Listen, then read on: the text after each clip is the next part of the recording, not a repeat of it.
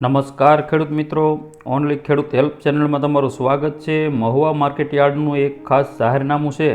સફેદ ડુંગળી લાવતા જે ખેડૂતો છે તેમના માટે મહત્ત્વના એક સમાચાર આવ્યા છે, તો તેની માહિતી આજના વિડીયોમાં મેળવીશું। તો હજુ સુધી જે ખેડૂત મિત્રોએ આ ચેનલ સબસ્ક્રાઈબ નથી કરી તો ચેનલ સબસ્ક્રાઈબ કરી અને બેલ આઇકનને પ્રેસ કરી દેવું। શ્રી ખેતીવાડી ઉત્પન્ન બજાર સમિતિ મહુવા 18 ફેબ્રુઆરી 2021 સવારે 9:30 કલાકે સફેદ કાંદા લાવતા ખેડૂત ભાઈઓ અને કમિશન એજન્ટ ભાઈઓ માટે જાહેર જાણ કરવામાં આવી છે કે મહુવા માર્કેટ યાર્ડમાં વેચાણ માટે જે સફેદ કાંદા લાવતા જે ખેડૂત ભાઈઓ છે તેમને જાણ કરવામાં આવે છે કે સફેદ કાંદાની આવક 19 ફેબ્રુઆરી 2021 શુક્રવારે બપોરના 12 વાગ્યાથી રાત્રિના 10 વાગ્યા સુધી લેવામાં આવશે।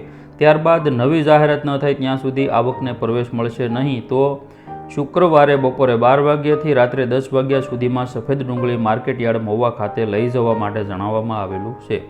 જણાવેલ નિયત સમય દરમિયાન જ આવવા દેવામાં આવશે। નિયત સમય પહેલાં આવનારની હરાજી છેલ્લે કરવામાં આવશે અને નિયત સમય દરમિયાન જ આવવાનો આગ્રહ રાખવો જોઈએ।